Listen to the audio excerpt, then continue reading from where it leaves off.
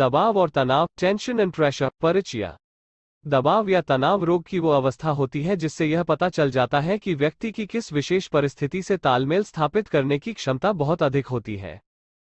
दबाव का स्तर कैसा भी क्यों न हो, जैसे मनोवैज्ञानिक, भावात्मक तथा शारीरिक, इसका परिणाम प्रतिक्रिया के रूप में निकलता है जो शरीर के लिए हानिकारक होती है, और इससे कई प्रकार के रोग व्यक्ति के शरीर में लग जाते हैं, जैसे स्नायु संबंधी रोग, अवसाद, पाचन तंत्र का खराब हो जाना, उच्च रक्तचाप तथा हृदय रोग आदि।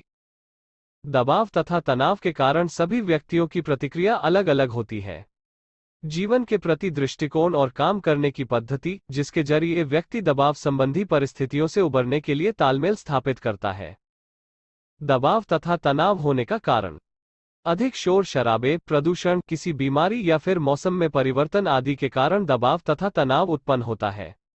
अधिक दुख, निराशा, प्रसन्नता, घबराहट, क्रोध तथा मानसिक परेशानियों के कारण दबाव तथा तनाव उत्पन्न होता है। दबाव और तनाव से पीड़ित रोगी का प्राकृतिक चिकित्सा से उपचार: जब यह पता चल जाए कि व्यक्ति को अधिक दबाव तथा तनाव है तो उसे कुछ देर के लिए शांत बैठ जाना चाहिए, जिसके फलस्वरूप अधिक लाभ मिलता है और उसका दबाव तथा तनाव दूर हो जाता है। रोगी व्यक्ति को अपना दबाव तथा तनाव कम करने के लिए योगासन तथा यौगिक क्रिया करनी चाहिए, जैसे शवासन, योग निद्रा, बायोफीडबैक, ध्यान तथा कायोत्सर्ग और योगासन व प्राणायाम आदि। रोगी व्यक्ति को भोजन संतुलित तथा समय पर ही करना चाहिए। रोगी व्यक्ति को नियमित रूप से सुबह के समय में प्रतिदिन व्यायाम करना चाहिए। इस रोग से पीड़ित रोगी को कम से कम आधे घंटे तक रीढ़ स्नान करना चाहिए, जिसके फलस्वरूप रोगी को शांति मिलती है।